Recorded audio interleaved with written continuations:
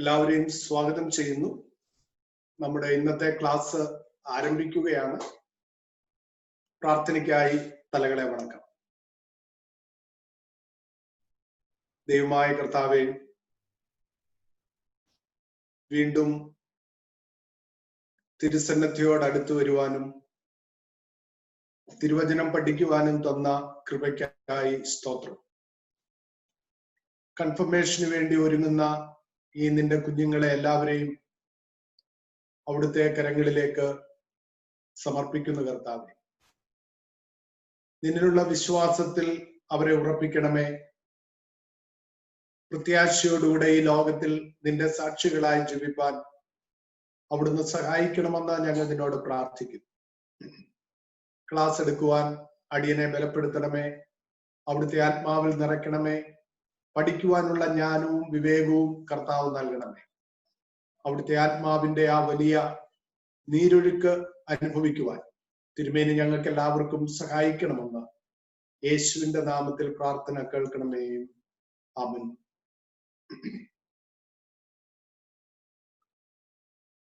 നമ്മൾ പഠിച്ചു നിർത്തിയത് തൃത്വത്തെ കുറിച്ച് പറഞ്ഞാണ്, ട്രിനിറ്റിയെ കുറിച്ച് പറഞ്ഞു. ട്രിനിറ്റിയെ കുറിച്ച് പറഞ്ഞ് തീർന്നില്ല. ഇന്ന് അതിന്റെ ബാക്കി ഭാഗം കൂടെ നിങ്ങളോട് പറയുവാനായിട്ട് ആഗ്രഹിക്കുകയാണ്. അതിനു മുമ്പ് നിങ്ങൾ പഠിക്കേണ്ട ഒന്ന് രണ്ട് കാര്യങ്ങൾ കൂടെ ഞാൻ പറയാം. നേരത്തെ ഞാൻ പറഞ്ഞിരുന്നു, കൽപ്പനകളുടെ സംക്ഷിപ്ത രൂപം നിങ്ങൾ മനഃപ്പാഠമായിട്ട് പഠിക്കണം. അതുകൂടാതെ നിക്യ വിശ്വാസ പ്രമാണം, നൈസിൻ ക്രീഡ്, ഇംഗ്ലീഷിലെ പഠിക്കുന്നവർക്ക് നമ്മുടെ ബുക്ക് ഓഫ് കോമൺ പ്രയറില് 18ാമത്തെ പേജിൽ നൈസിൻ ക്രീഡ് രേഖപ്പെടുത്തിയിട്ടുണ്ട്. മലയാളത്തിൽ പഠിക്കുന്നവർക്ക് പൊതു ആരാധന പുസ്തകത്തിലും നിക്യ വിശ്വാസ പ്രമാണം. അപ്പൊ ഏത് ഭാഷയിലാണെങ്കിലും നിക്യ വിശ്വാസ പ്രമാണം നിങ്ങൾ പൂർണ്ണമായി പഠിക്കേണ്ടത് വളരെ ആവശ്യമാണ്. അതുകൂടാതെ ഞാൻ ആദ്യം സൂചിപ്പിച്ചതുപോലെ കൽപ്പനകളുടെ ചുരുക്കവും കാണാതെ പഠിക്കണം. തൃത്വത്തെ കുറിച്ച് പഠിച്ചു കഴിഞ്ഞ് നാം പ്രാർത്ഥനയെ കുറിച്ചാണ് പഠിക്കാൻ പോകുന്നത്. നിങ്ങൾക്ക് എല്ലാവർക്കും കർത്താവിന്റെ പ്രാർത്ഥന കാണാതെ അറിയാം എന്നെനിക്കറിയാം. ആർക്കെങ്കിലും അറിയാൻ പാടില്ല എങ്കിൽ കർത്താവിന്റെ പ്രാർത്ഥനയും കാണാതെ പഠിക്കേണ്ടത് വളരെ ആവശ്യമാണ്. തൃത്വം എന്നാൽ എന്താണ് ട്രിനിറ്റി എന്ന പദം കൊണ്ട് നാം അർത്ഥമാക്കുന്നത്? ഞാൻ കഴിഞ്ഞ ക്ലാസ്സിൽ നിങ്ങളോട് പറഞ്ഞു, നമ്മൾ ഒരാളെ ബാപ്റ്റൈസ് ചെയ്യുകയാണെങ്കിൽ തൃത്വനാമത്തിലാണ് നാം ബാപ്റ്റൈസ് ചെയ്യുന്നത്. സ്നാനപ്പെടുന്ന ആളിന്റെ പേര് പറഞ്ഞിട്ട് I baptise you in the name of the Father and of the Son and of the Holy Spirit എന്നാണ് സ്നാനപ്പെടുത്തുന്ന ആള് പ്രഖ്യാപിക്കുന്നത്. പിതാവിന്റെയും പുത്രന്റെയും പരിശുദ്ധാത്മാവിന്റെയും നാമം. അതിന് അടിസ്ഥാനപരമായി അങ്ങനെ ചെയ്യാനുള്ള കാരണം മത്തായി എഴുതിയ സുവിശേഷം, Saint Matthew chapter 28 versus 18 to 20, അതിന് പറയുന്ന പേര് ഗ്രേറ്റ് കമ്മീഷൻ എന്ന മഹാനിയോഗം. കർത്താവായ യേശു ക്രിസ്തു സ്വർഗാരോഹണം ചെയ്യുന്നതിന് മുമ്പായി തന്റെ പ്രിയപ്പെട്ട ശിഷ്യന്മാരോട് പറഞ്ഞു, നിങ്ങൾ ഭൂലോകത്തിലൊക്കെയും പോയി സകല സൃഷ്ടിയോടും സുവിശേഷം പ്രസംഗിക്കണം. ഞാൻ നിങ്ങളോട് കൽപ്പിച്ചതൊക്കെ പ്രമാണിപ്പാൻ തക്കവണ്ണം സകല ജാതികളെയും ശിഷ്യരാക്കണം. എന്നിട്ട് പിതാവിന്റെയും പുത്രന്റെയും പരിശുദ്ധാത്മാവിന്റെയും നാമത്തിൽ സ്നാനപ്പെടുത്തണം എന്നുള്ള കർത്താവിന്റെ കൽപ്പന അനുസരിച്ചുകൊണ്ടാണ് നാം പിതാവിന്റെയും പുത്രന്റെയും പരിശുദ്ധാത്മാവിന്റെയും നാമത്തിൽ സ്നാനപ്പെടുത്തുന്നത്. പിന്നെ തൃത്വം നാം ഉപയോഗിക്കുന്നത് ബെനഡിക്ഷൻ പറയുമ്പോഴാണ്, ആശീർവാദം പറയുമ്പോഴാണ്, അല്ലെ? അവിടെ പലപ്പോഴും നാം യേശുക്രിസ്തുവിന്റെ പേരാണ് ആദ്യം പറയുന്നത്. യേശുക്രിസ്തുവിന്റെ കൃപയും പിതാവായ ദൈവത്തിന്റെ സ്നേഹവും പരിശുദ്ധാത്മാവിന്റെ നടത്തിപ്പും കാവലും നിങ്ങൾ എല്ലാവരോടും കൂടെ ഇരിക്കട്ടെ. പിതാവും പുത്രനും പരിശുദ്ധാത്മാവും ഈ ത്രിയേക ദൈവത്തിലുള്ള വിശ്വാസമാണ് വിശ്വാസ പ്രമാണത്തിൽ നാം ഏറ്റുചൊല്ലുന്നത്. നമുക്കറിയാം, we believe in one God the Father, പിതാവായ ദൈവത്തിലുള്ള വിശ്വാസം. അത് കഴിഞ്ഞ് നമ്മൾ അടുത്ത പാരഗ്രാഫിൽ പറയുന്നത് we believe in one Lord Jesus Christ, eternally begotten of the Father, not made of one being with the Father, അല്ലെ? അത് കഴിഞ്ഞിട്ട് നമ്മൾ പറയും we believe in the Holy Spirit, പരിശുദ്ധാത്മാവിലും ഞങ്ങൾ വിശ്വസിക്കുന്നു. പിതാവിൽ നിന്നും പുത്രനിൽ നിന്നും പരിശുദ്ധാത്മാവ് പുറപ്പെടുന്നു എന്ന് നമുക്ക് എല്ലാവർക്കും അറിയാം. നാലാമതായിട്ട് നാം വിശ്വാസത്തിൽ ഏറ്റുപറയുന്നത് we believe in one holy Catholic and apostolic church, കാതോലികമായ അപ്പോസ്തലികമായ ഏക സഭയിൽ ഞങ്ങൾ വിശ്വസിക്കുന്നു എന്ന്. സഭ എന്ന് പറയുമ്പോൾ അത് കർത്താവിന്റെ ശരീരമാണ്. സഭ എന്ന് പറയുമ്പോൾ കർത്താവിന്റെ ശരീരമാണ്. അതായത് സഭയുടെ ഹെഡ്, തല കർത്താവാണ്. അവയവങ്ങളാണ് വിശ്വാസികളായിട്ടുള്ള ഞാനും നിങ്ങളും. അപ്പൊ ക്രിസ്തു ശരീരമാണ് സഭ എന്നത് നാം എപ്പോഴും ഓർക്കണം. ഇവിടെ Holy Catholic and apostolic Church എന്ന് പറയുമ്പോൾ CSI സഭയോ മർത്തോമാ സഭയോ ഓർത്തഡോക്സ് സഭയോ പെന്തക്കോസ്ത് സഭയോ ഒന്നുമല്ല. ഇവിടെ പറയുന്നത് ചർച്ച് ദ യൂണിവേഴ്സൽ, കാതോലികമായ സഭ, കർത്താവിന്റെ ശരീരമാകുന്ന സഭ ആകുന്നു അത് എന്ന് നിങ്ങൾ തിരിച്ചറിയണം. ട്രിനിറ്റി എന്ന പദം വേദപുസ്തകത്തിൽ ഇല്ലാത്ത ഒരു പദമാണെന്ന് നിങ്ങൾക്ക് എല്ലാവർക്കും അറിയാം. ഈ ട്രിനിറ്റി എന്ന പദം യൂസ് ചെയ്തത് സഭാപിതാവായിരുന്ന ചർച്ച് ഫാദർ ആയിരുന്ന തെർത്തുല്യനാണ്. ആദ്യം last decade of the second സെഞ്ചുറിയിൽ അദ്ദേഹമാണ് ട്രിനിറ്റി എന്ന പദം ഉപയോഗിച്ചത്. അപ്പം ട്രിനിറ്റി എന്ന് പറയുമ്പോൾ the Father, Son and the Holy Spirit are one in the same being, coequal and coeternal. സാരാംശത്തിൽ ഒന്നാണ്. പിതാവും പുത്രനും പരിശുദ്ധാത്മാവും സെയിം ബീയിങ് ആണ്, കോ ഈക്വൽ ആണ്, കോ ഇറ്റേണൽ ആണ് എന്ന് നാം എപ്പോഴും ഓർക്കണം. സാരാംശത്തിൽ തുല്യരും നിത്യവുമാണ് എന്നുള്ളത് നാം എപ്പോഴും ഓർക്കണം.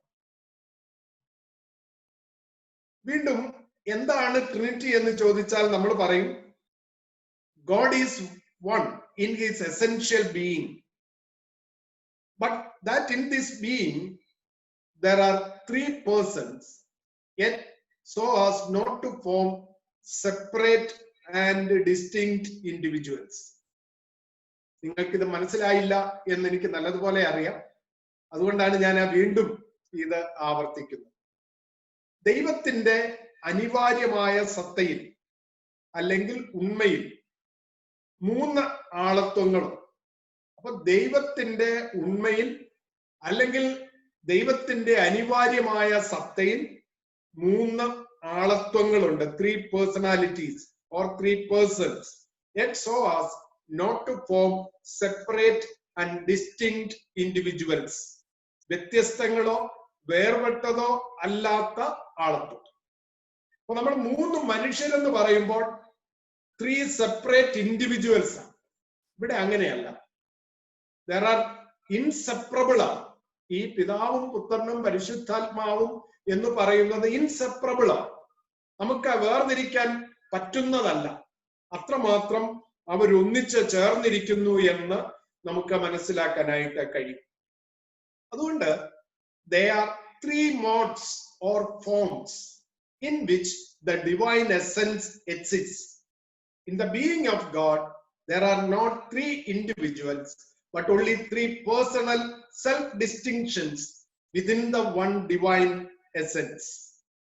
ദൈവിക സത്തയിലെ മൂന്ന് ഭാവങ്ങൾ അല്ലെങ്കിൽ മൂന്ന് രൂപങ്ങളാണ് പിതാവും പുത്രനും പരിശുദ്ധാത്മാവും. അപ്പൊ ദൈവത്തിന്റെ സത്തയില് നിലനിൽക്കുന്ന മൂന്ന് ആളത്വങ്ങൾ, മൂന്ന് ഫോംസ്, 3 മോഡ്സ് ആണ് പിതാവും പുത്രനും പരിശുദ്ധാത്മാവും. അത് മൂന്ന് ആളുകളല്ല, സ്വയ വ്യത്യാസങ്ങളുള്ള ഒന്നിൽ നിലനിൽക്കുന്ന ത്രിയേക ദൈവമാകുന്നു എന്ന് നമുക്ക് മനസ്സിലാക്കാനായിട്ട് സാധിക്കും. When we say that God is a unity, we mean that through God is in himself, though God is in himself a threefold center of life, his life is not split into three. Here is one in essence, in personality and in will. ഞാൻ ഒന്നുകൂടെ വായിക്കാം, അത് ഇവിടെ എഴുതിയിട്ടില്ലെന്നാണ് എന്റെ വിചാരം. ഒന്നുകൂടെ വായിക്കുന്നു. When we say that God is a unity, we mean that though God is in himself a threefold center of life, his life is not split into three. അപ്പൊ ദൈവം ഒരു യൂണിറ്റിയാണ്, ഒരു ഐക്യം. ഉദാഹരണത്തിന് നമ്മൾ ക്രിയേഷൻ സ്റ്റോറി പഠിച്ചതാണ്. അപ്പൊ ക്രിയേഷനില് നമുക്ക് 1-ാം അധ്യായത്തിൽ തന്നെ, ജെനിസിസ് ചാപ്റ്റർ 1-ൽ തന്നെ അവിടെ ഫാദർ, സൺ, ഹോളി സ്പിരിറ്റിനെ നമുക്ക് കാണാനായിട്ട് സാധിക്കും. നമുക്കറിയാം, ഈ സൃഷ്ടിക്ക് മുമ്പുള്ള അവസ്ഥയെന്ന് പറയുന്ന ഒരു കയോസ് ആൻഡ് കൺഫ്യൂഷന്, ഒന്നും വ്യക്തമല്ലാത്ത ഒരു പാഴും ശൂന്യവുമായ ഒരു അവസ്ഥ. ഈ അവസ്ഥയിൽ നിന്ന് സൃഷ്ടി നടത്തത്തക്ക വിധത്തിൽ ഒരു പരിവർത്തനം ഉണ്ടാക്കിയത് ദൈവത്തിന്റെ പരിശുദ്ധാത്മാവാണ്. The spirit hovering on the waters എന്നാണ് പറയുന്നത്. അപ്പം അതിന്റെ അർത്ഥം നമുക്കറിയാം, കോഴിമുട്ടയുടെ പുറത്ത് തള്ളക്കോഴി അടയിരിക്കുന്നതിനാണ് വാസ്തവത്തിൽ ഹോവറിംഗ് എന്ന വാക്കുകൊണ്ട് അർത്ഥമാക്കുന്നത്. അപ്പൊ പാഴും ശൂന്യവുമായ അവസ്ഥയിൽ ദൈവത്തിന്റെ പരിശുദ്ധാത്മാവ് അടയിരുന്നപ്പോൾ ഉണ്ടായ രൂപാന്തരമാണ്.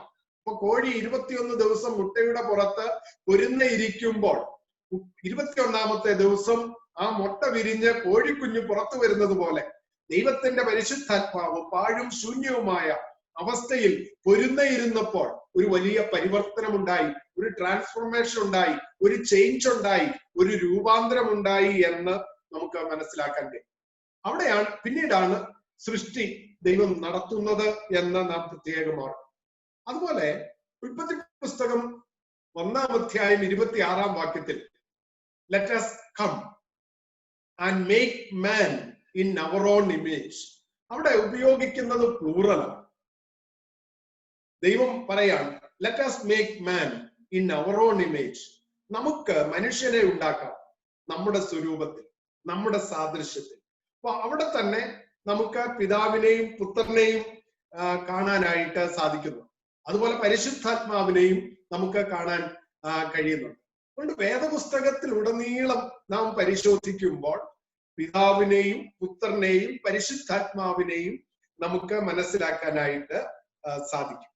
അതുകൊണ്ട് ദൈവം അവനിൽ തന്നെ വിഭജിക്കാൻ പറ്റാത്ത 3 ജീവിതത്തിന്റെ കേന്ദ്രങ്ങളാണ്.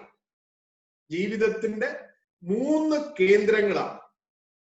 നമുക്ക് വിഭജിക്കാൻ ഒരിക്കലും പറ്റാത്ത ജീവിതത്തിന്റെ 3 കേന്ദ്രങ്ങളാണ് പിതാവും പുത്രനും പരിശുദ്ധാത്മാവും. ആളത്വത്തിലും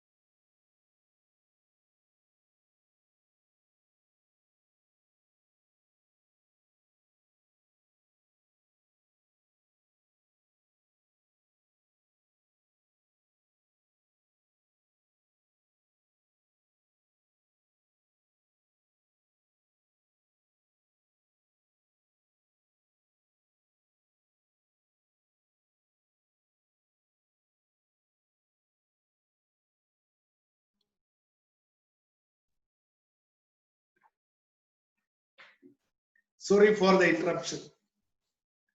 സാങ്കേതിക തകരാറാണ്. കേൾക്കാമോ? നിങ്ങൾക്ക് എന്നെ കേൾക്കാമല്ലോ? ഓക്കെ. അപ്പോ ദൈവം എന്ന് പറയുന്നത് 3 വ്യത്യസ്തങ്ങളായ ആളത്വങ്ങളാണ്. പക്ഷേ ഇൻസെപ്പറബിൾ ആണ്, വിഭജിക്കാൻ പറ്റാത്ത, വേർപിരിക്കാൻ പറ്റാത്ത വിധത്തിൽ അവരൊന്നാണ്, ഒരു യൂണിറ്റിയാണ്, ഒരു ഐക്യമാണ്. ദൈവത്തെ ആ ഐക്യത്തിൽ ഒരുമിച്ച് ചേർത്തിരിക്കുന്നത് സ്നേഹമാണ്. നമ്മൾ പറയുന്ന സാധാരണ സ്നേഹമല്ല, സ്വയം നൽകുന്ന സ്നേഹം, സെൽഫ് ഗിവിംഗ് ലവ്, സ്വയം നൽകുന്ന സ്നേഹം, ഒരാൾക്ക് വേണ്ടി സ്വയം ഇല്ലാതാകുന്ന സ്നേഹം, അതാണ് ദൈവസ്നേഹം. ആ സ്നേഹത്തിൽ പിതാവും പുത്രനും പരിശുദ്ധാത്മാവും ഒരുമിച്ച് ചേർക്കപ്പെട്ടിരിക്കുന്നു, ഐക്യപ്പെട്ടിരിക്കുന്നു എന്ന് നമുക്ക് ചിന്തിക്കാൻ കഴിയും. The Father, as the fount of deity, is first. അപ്പൊ പിതാവാണ് ആദ്യം വരുന്നത്. The Father, as the fount of deity, is first. He is said to originate. അപ്പൊ നമ്മൾ വേദപുസ്തകം വായിക്കുമ്പോൾ അവിടെ ഉണ്ടാകട്ടെ എന്ന് കൽപ്പിക്കുന്നത്, ലെറ്റ് ദർ ബി ലൈറ്റ് എന്ന് പറയുന്നത് പിതാവാണ്, അല്ലേ? ഉണ്ടാകട്ടെ എന്ന് പറഞ്ഞത് പിതാവാണ്. അപ്പൊ അതുകൊണ്ട് നമുക്ക് അവിടെ പിതാവിനെ, നമുക്ക് ആ മാനുഷിക ബന്ധങ്ങൾ നമുക്കറിയാവുന്നത് പിതാവും പുത്രനും, അമ്മയും മകനും, അമ്മയും മകളും, ഇങ്ങനെയുള്ള ബന്ധങ്ങളാണ് നമുക്കറിയാൻ, നമുക്കതേ അറിയത്തുള്ളൂ.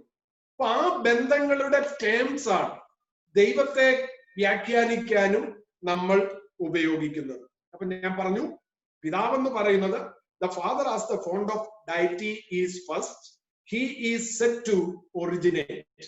അപ്പൊ നമ്മൾ ആ ദൈവത്വത്തിൽ ആദ്യം കാണുന്നത് പിതാവിനെയാണ്, he said to originate. Then the son, eternally begotten of the father, is the second. ഡയറ്റിയിലെ ദൈവത്വത്തിൽ നാം രണ്ടാമത് കാണുന്നത് പുത്രനെയാണ്, who is eternally begotten of the father, അല്ലെ? is the second. He is said to reveal. നമുക്ക് സകലതും വെളിപ്പെടുത്തി തരുന്നത് പുത്രൻ. നിങ്ങൾക്കറിയാമല്ലോ, പഴയ നിയമകാലത്ത് ഓൾഡ് ടെസ്റ്റ്മെന്റ് പീരീഡില് ദൈവത്തെ നേരി കാണാൻ മനുഷ്യന് ഭയമായിരുന്നു. എന്താ കാരണം? ദൈവത്തെ കണ്ടാൽ മരിച്ചു പോകുമെന്നൊരു ചിന്ത അവർക്കുണ്ടായി. എന്നാൽ പുതിയ നിയമകാലത്തേക്ക്, ന്യൂ ടെസ്റ്റ്മെന്റ് പീരീഡിലേക്ക് വരുമ്പോൾ, പ്രത്യേകിച്ച് കർത്താവായ യേശുക്രിസ്തു പറഞ്ഞു, ഞാനും പിതാവും ഒന്നാകും, എന്നെ കണ്ടവൻ പിതാവിനെ കണ്ടിരിക്കുന്നു എന്ന് കർത്താവ്. അപ്പൊ പിതാവായ ദൈവത്തെ, ഒരു കാലത്ത് നമുക്ക് ഭയങ്കര പേടിയായിരുന്നു, ഭയമായിരുന്നു പിതാവായ ദൈവത്തെ. അത് സംഹാരമൂർത്തിയോ, അല്ലെ? നമുക്ക് ആകെ ഭയമായിരുന്നു മനുഷ്യന്. എന്നാൽ അങ്ങനെ മനുഷ്യൻ ഭയപ്പെടുന്ന ദൈവത്തെ മനുഷ്യന് പൂർണ്ണമായി വെളിപ്പെടുത്തി തന്നത് ദൈവത്തിന്റെ പുത്രൻ. അതെങ്ങനെയാണ് സംഭവിച്ചത്? കാരണം മനുഷ്യനെ രക്ഷിക്കാൻ, ലോകത്തെ രക്ഷിക്കാൻ പുത്രനായിട്ട് ദൈവത്തിന്റെ പുത്രൻ ലോകത്തിൽ അവതരിച്ചു, നമ്മുടെ ഇടയിൽ നമ്മിൽ ഒന്നായി നമ്മോടുകൂടെ വസിച്ചു. അതുകൊണ്ട് നമുക്ക് വളരെ അടുപ്പം, ഒരു ഇന്റിമേറ്റ് റിലേഷൻഷിപ്പ് നമുക്കുണ്ട് കർത്താവുമായിട്ട്. We have an intimate relationship with Jesus Christ. അപ്പൊ അതുകൊണ്ട് നമുക്ക് എന്തു പറയാനും പറ്റും, അല്ലെ? ദൈവത്തോട് നമുക്ക് പേടിയായിരുന്നു, എന്നാൽ പുത്രനോട് നമുക്ക് കുറച്ചുകൂടെ അടുത്ത് ചെല്ലാനുള്ള ഒരു ധൈര്യം ദൈവം നമുക്ക് നൽകി. അപ്പോ യേശു കർത്താവിനെ കണ്ടപ്പോൾ യേശു കർത്താവ് പറഞ്ഞു, എന്നെ കണ്ടവൻ പിതാവിനെ കണ്ടിരിക്കുന്നു, ഞാനും പിതാവും ഒന്നാകും. മനുഷ്യന് അജ്ഞാതമായിരുന്ന ദൈവത്തെക്കുറിച്ചുള്ള മിസ്റ്ററി അത് റിവീൽ ചെയ്ത് തന്നത് കർത്താവായിരുന്നു എന്ന് നമുക്കറിയാം. മൂന്നാമത് വരുന്നത് the Spirit, eternally proceeding from the Father and the Son is third, അല്ലെ? പിതാവിൽ നിന്നും പുത്രനിൽ നിന്നും പുറപ്പെടുന്ന പരിശുദ്ധാത്മാവിനെ നമുക്ക് മൂന്നാമത് കാണാനായിട്ട് സാധിക്കും. He is said to execute എന്ന് പറഞ്ഞാൽ എന്താ? ദൈവിക പദ്ധതികൾ നടപ്പിലാക്കുന്ന ആളാണ് ദൈവത്തിന്റെ പരിശുദ്ധാത്മാവ്. അപ്പൊ പിതാവായ ദൈവത്തെ നാം ആദിയില് നോക്കുമ്പോൾ സകലതും ഉണ്ടാകട്ടെ എന്ന് കൽപ്പിക്കുന്ന ആളിനെ നമ്മൾ വിളിച്ചു ഫാദർ. ഈ പിതാവിനെയും സകല ദൈവത്തെക്കുറിച്ചുള്ള മിസ്റ്റീരിയസ് ആയിട്ടുള്ള സകലതും നമുക്ക് വെളിപ്പെടുത്തി തന്ന, നമ്മുടെ ഇടയിൽ വന്ന, നമ്മിൽ ഒരാളായി ജീവിച്ച പുത്രനെ, അല്ലെ, പുത്രനെ സംബന്ധിച്ചിടത്തോളം നമുക്ക് സകലതും വെളിപ്പെടുത്തി തന്ന ആ ആളിനെ നമ്മൾ പുത്രൻ എന്ന് വിളിച്ചു. ഇനി നമ്മോടുകൂടെ എന്നേക്കും ഇരിക്കുന്ന, നമുക്ക് കാണാൻ പറ്റത്തില്ല, പക്ഷെ നമ്മുടെ ഉള്ളിൽ ഈ ആള് വസിക്കുന്നു എന്ന് നമുക്കറിയാം, ആ ആളിനെ നമ്മൾ വിളിച്ചു സ്പിരിറ്റ് എന്ന്, ഹോളി സ്പിരിറ്റ് എന്ന് നമ്മൾ വിളിച്ചു. ആ ദൈവം സകലതും എക്സിക്യൂട്ട് ചെയ്യുകയാണ്. നമ്മുടെ ജീവിതത്തിൽ സകലതും നടപ്പിലാക്കുന്നത് ദൈവത്തിന്റെ പരിശുദ്ധാത്മാവാണ്. കുഞ്ഞുങ്ങളെ, നിങ്ങൾ എന്നെ കേൾക്കുമ്പോൾ തന്നെ ശ്രദ്ധയോടെ കേൾക്കാൻ നിങ്ങളുടെ ഹൃദയങ്ങളെ സഹായിക്കുന്നത് ദൈവത്തിന്റെ പരിശുദ്ധാത്മാവാണ്. അപ്പൊ ദൈവത്തിന്റെ ആത്മാവിന്റെ കൃപ കൂടാതെ ദൈവവചനം പഠിക്കുന്നതിനോ ദൈവത്തെ മനസ്സിലാക്കുന്നതിനോ നമുക്ക് സാധ്യമല്ല. അതുകൊണ്ട് ദൈവത്തിന്റെ പരിശുദ്ധാത്മാവ് നമ്മിൽ വസിക്കുന്നു. യേശു ഈ ലോകം വിട്ട് പോകുന്നതിന് മുമ്പ് നമ്മോട് പറഞ്ഞു, ഞാൻ പോകുന്നത് നിങ്ങൾക്ക് പ്രയോജനം, ഞാൻ പോകാഞ്ഞാൽ കാര്യസ്ഥൻ നിങ്ങളുടെ അടുക്കൽ വരികയില്ല, അവൻ വന്നാൽ അവൻ നിങ്ങളോട് കൂടെ വസിക്കും. പാപത്തെക്കുറിച്ച്, നീതിയെക്കുറിച്ച്, ന്യായവിധിയെക്കുറിച്ച് നിങ്ങൾക്ക് ബോധം വരുത്തും. അപ്പൊ നമ്മൾ എന്തെങ്കിലും ചെയ്യുന്നത് തെറ്റാണെന്നുള്ള ഒരു ബോധ്യം നമുക്കുണ്ടാകുന്നത് ആത്മാവ് നമ്മോട് പറയുന്നത് കൊണ്ടാണ്. നമ്മൾ ചെയ്യുന്ന ഒരു കാര്യം തെറ്റാണെന്ന് നമുക്ക് ബോധ്യപ്പെടുന്നത് ദൈവത്തിന്റെ ആത്മാവ് നമ്മോട് പറയുന്നത് കൊണ്ടാണ്, അല്ലെ? അപ്പൊ അതുകൊണ്ട് പിതാവ്, പുത്രൻ, പരിശുദ്ധാത്മാവ് നമ്മൾ ഇങ്ങനെ പറയുമ്പോൾ നിങ്ങൾ ഒരു കാര്യം ഓർക്കണം.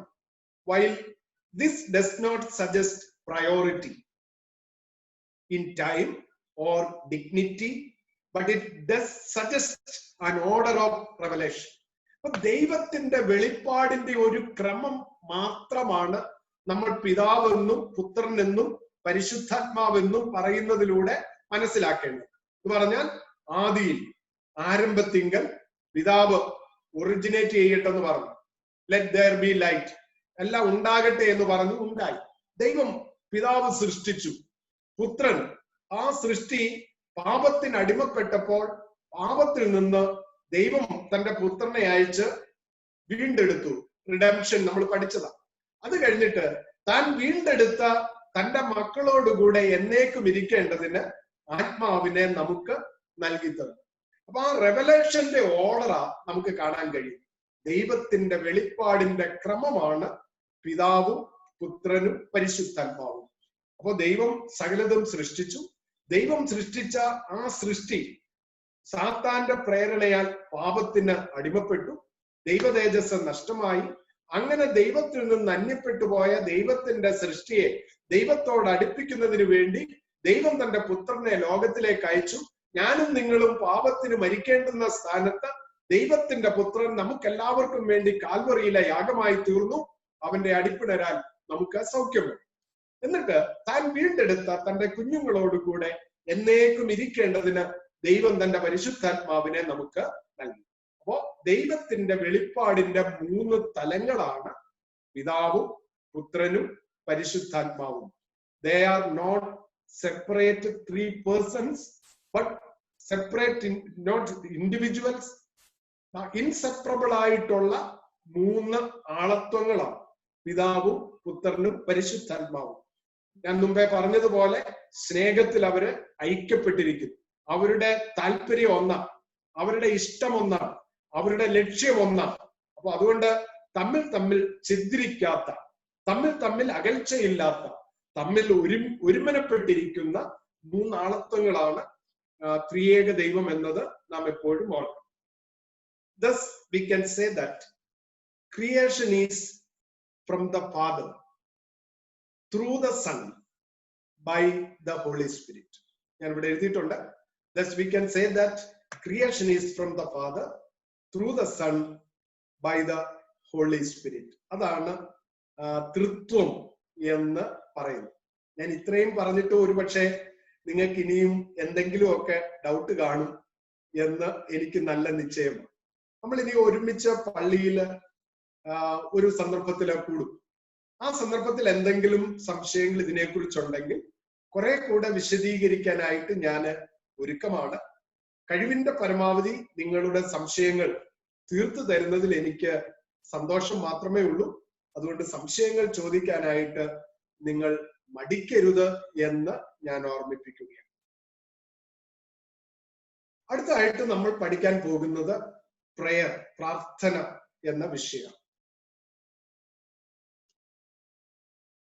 നമുക്ക് ഏകദേശം 68 പേര് ഈ കൺഫർമേഷൻ ക്ലാസ്സിൽ പങ്കെടുക്കുന്നു, 68%. ഇതിൽ ആരെങ്കിലും പ്രാർത്ഥിക്കാത്തവരായിട്ടുണ്ടോ? പ്രാർത്ഥിക്കാത്തവരാരെങ്കിലും ഉണ്ടോ? ഇപ്പൊ നിങ്ങൾക്ക് എന്നോട് പറയാനായിട്ട് പറ്റത്തില്ല എന്ന് എനിക്കറിയാം. പക്ഷെ നിങ്ങൾ ചിന്തിക്കുക, ഞാൻ ദൈവത്തോട് പ്രാർത്ഥിക്കുന്ന ആളാണ്. നമ്മൾ സാധാരണ പറയും കഴിവതും 2 നേരം പ്രാർത്ഥിക്കണം, രാവിലെയും വൈകിട്ടുമെങ്കിലും.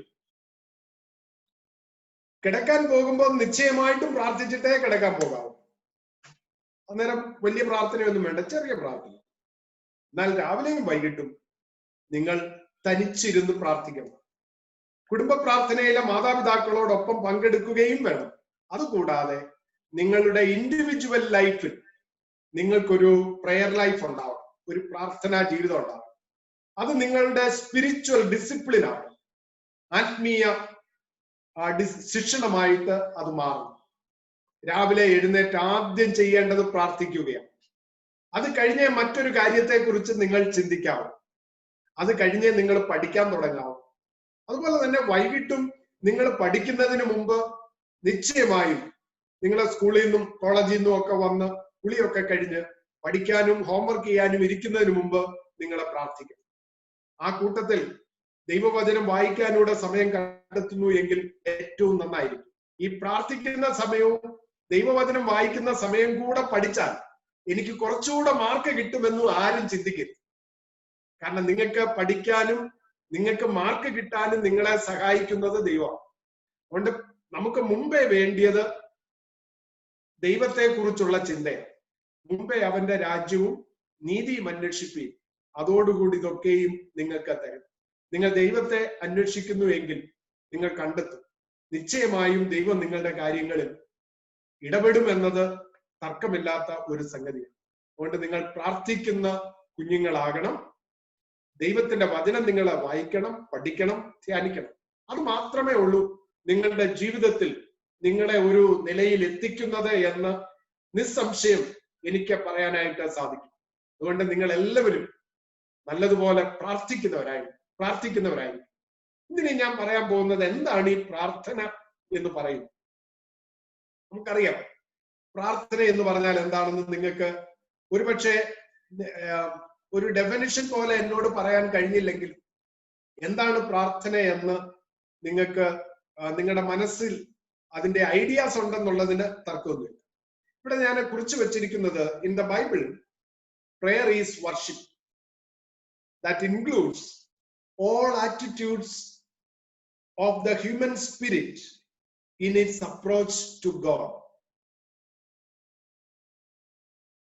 പ്രയർ എന്ന് പറയുന്നത് ഒരു ആരാധനയാണെന്നാണ് ബൈബിൾ നമ്മെ പഠിപ്പിക്കുന്നത്. ദൈവത്തിന്റെ വചനം നമ്മെ പഠിപ്പിക്കുന്നത് പ്രാർത്ഥന എന്ന് പറയുന്നത് ഒരു ആരാധനയാണ്.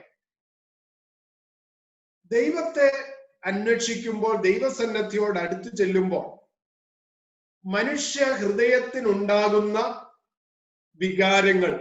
വിചാരങ്ങൾ, നമുക്ക് തോന്നുന്ന ആ ആറ്റിറ്റ്യൂഡ്സ്, അതെല്ലാം ഈ പ്രാർത്ഥനയുടെ ഉള്ളിൽ വരുന്നതാണ്. എനിക്കൊരു അനുഭവമുണ്ട്. ഞാൻ ഇതിനു മുമ്പ് ഇരുന്ന ഒരു പള്ളിയില് ഭവന സന്ദർശനത്തിന് പോയി. അത് ഒരു ഹില്ലി ഏരിയയിലുള്ള ഒരു പള്ളിയാണ്. അപ്പൊ വളരെ ദൂരെ താമസിക്കുന്ന ഒരു ഓട്ടോ ഡ്രൈവർ ആ പള്ളിയിലെ അംഗമായി. അപ്പൊ ഞാന് അവിടെ വണ്ടി ഒന്നും ചെല്ലത്തില്ല, അയാളുടെ വീട്ടിൽ ചെല്ലാൻ വളരെയധികം നടന്ന് കയറ്റം കയറി നടന്ന് മല കയറി അങ്ങാരുടെ വീട്ടിൽ ചെന്നു. അവിടെ കിണറൊന്നുമില്ല, പക്ഷെ മലയുടെ ഭാഗത്ത് ഈ ഹില്ലി ഏരിയയില് ചില അരുവികളുണ്ട്, സ്ട്രീംസ് ഉണ്ട്. അപ്പൊ അവിടെ നിന്നാണ് അവര് കുടിക്കാനുള്ള വെള്ളം എടുക്കുന്നത്, കുളിക്കാനുള്ള വെള്ളം എടുക്കുന്നതും ഒക്കെ. അപ്പൊ വൈകിട്ട് ഏതാണ്ട് ഒരു 5 മണി കഴിഞ്ഞ ഒരു സമയമാണ്. അപ്പൊ ഞാൻ ചെന്നപ്പോൾ അദ്ദേഹം ഒരു പായിൽ മുട്ടുകുത്തി നിന്ന് പ്രാർത്ഥിക്കുന്നതാണ് ഞാൻ കണ്ടത്. അപ്പൊ എന്നോട് അദ്ദേഹം പറഞ്ഞു, അച്ഛാ, ഞാൻ എത്ര വലിയ ഓട്ടം പോയാലും 5 മണിക്ക് മുമ്പ് ഞാൻ വീട്ടിൽ വരും. ആ അരുവിയിൽ പോയി ഞാൻ കുളിക്കും, എന്നിട്ട് വന്ന് ഞാൻ ദൈവത്തോട് പ്രാർത്ഥിക്കും. അങ്ങനെ പ്രാർത്ഥിച്ചുകൊണ്ട് നിൽക്കുമ്പോഴാണ് അദ്ദേഹത്തെ കാണാനായിട്ട് ഞാൻ അവിടെ ചെന്നത്. അതുകൊണ്ട് നമ്മുടെ പ്രാർത്ഥനയ്ക്ക് ഒരു സ്ഥലമുണ്ടാകണം, നമ്മുടെ പ്രാർത്ഥനയ്ക്ക് ഒരു സമയമുണ്ടാകണം. അത് വളരെ നിഷ്ഠയോടുകൂടെ നിങ്ങളുടെ ജീവിതത്തിൽ നിങ്ങൾ ചെയ്യണം. ഒരു സമയം ദൈവവുമായിട്ട്, അതായത് രാവിലെ 6 മണിയും വൈകിട്ട് 6 മണിയും വേണേ വെക്കാം, അല്ല രാവിലെ 7 മണിയും വൈകിട്ട് 7 മണിയും വേണേ വെക്കാം. നിങ്ങൾ ആ സമയം നിശ്ചയിക്കുന്നത്, സ്ഥലവും നിശ്ചയിക്കുന്നത് നിങ്ങളാണ്. പക്ഷെ പ്രാർത്ഥിക്കണം, കൃത്യമായി മുടങ്ങാതെ സ്ഥിരമായി ദൈവസന്നിധിയിലെ പ്രാർത്ഥിക്കാൻ നിങ്ങൾക്ക് സാധിക്കണം. ദൈവ സംസർഗത്തിനാണ് പ്രാർത്ഥന എന്ന് പറയുന്നത്. കുറെ കൂടെ ലളിതമായി പറഞ്ഞാൽ ഇത് ദൈവവും നാമും തമ്മിലുള്ള ഒരു കോൺവെർസേഷൻ. അപ്പം മനുഷ്യനും ദൈവവും തമ്മിലുള്ള കോൺവെർസേഷൻ പറയുന്നതാണ് പ്രാർത്ഥന എന്ന്. അപ്പൊ പ്രാർത്ഥന എന്ന് പറയുന്നത് ഒരു കോൺവെർസേഷൻ, ദൈവവും നാമും തമ്മിലുള്ള കോൺവെർസേഷൻ. കോൺവെർസേഷനിൽ ഒരാൾ മാത്രമല്ലല്ലോ സംസാരിക്കുന്നത്. അതിനെ നമുക്ക് കോൺവെർസേഷൻ എന്ന് പറയാൻ പറ്റത്തില്ല, അല്ലെ? അപ്പൊ കോൺവെർസേഷൻ എന്ന് പറയുമ്പോൾ ഞാനും പറയും, ദൈവവും പറയും. അതിനെയാ വാസ്തവത്തിലെ പ്രാർത്ഥന എന്ന് പറയുന്നു. അപ്പൊ നമുക്ക് പറയാനുള്ള കാര്യങ്ങൾ ദൈവത്തോട് പറയുന്നു, എന്നിട്ട് നിങ്ങൾ അല്പസമയം വെയിറ്റ് ചെയ്യണം, മൗനമായിട്ടിരിക്കണം. ആ സമയത്ത് ദൈവത്തിന് നിങ്ങളോട് പറയാനുള്ളത് ദൈവം നിങ്ങളോട് പറയും. അതുകൊണ്ട് സങ്കീർത്തനക്കാരൻ പറയുന്നുണ്ട്, മിണ്ടാതിരുന്ന് ഞാൻ ദൈവമെന്ന് അറിഞ്ഞുകൊള്ളുവീൻ എന്ന്. കുറച്ചു സമയം പ്രാർത്ഥന കഴിഞ്ഞു 1 മിനിറ്റ് എങ്കിലും ശാന്തമായി നാം ഇരിക്കുന്നു എങ്കിൽ നിങ്ങളുടെ ജീവിതത്തിൽ ദൈവത്തിന് പറയാനുള്ളത് നിങ്ങളുടെ കാതുകളിലെ പറയും. അത് ദൈവത്തിന്റെ വാക്കുകളായിട്ട് നിങ്ങൾ മനസ്സിലാക്കുന്നു എങ്കിൽ അത് നിങ്ങളുടെ ജീവിതത്തിൽ വലിയ അനുഗ്രഹമാണ്. God likes man's prayer and through prayer man knows God. ദൈവം നമ്മുടെ പ്രാർത്ഥന ഇഷ്ടപ്പെടുന്നു. ദൈവം ഒത്തിരി ഇഷ്ടപ്പെടുന്നുണ്ട് നമ്മുടെ പ്രാർത്ഥന. പ്രാർത്ഥനയിലൂടെയാണ് നാം ദൈവത്തെ അറിയുന്നത്. കഴിഞ്ഞ ഒരു ദിവസം ഞാനൊരു മനുഷ്യനുമായിട്ട് സംസാരിക്കുകയായിരുന്നു.